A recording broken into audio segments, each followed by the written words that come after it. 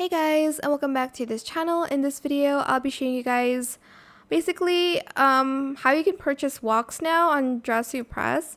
Like the new ones, you need to be able to, the new ones you'll need to use shells for it, as you can see here. Go to walks and you'll see you'll need 1,400 shells to purchase this walk pack. For the rest, it is a baddie pass exclusive, so you basically need to grind so much in this game now. I don't mind it. I like this game.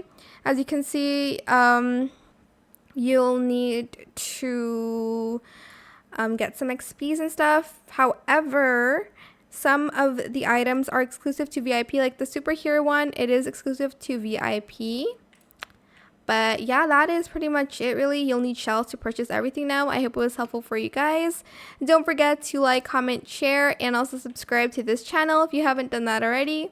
And if you found this video helpful, please click the thanks button as well. That is it. Thank you so much for watching. Bye.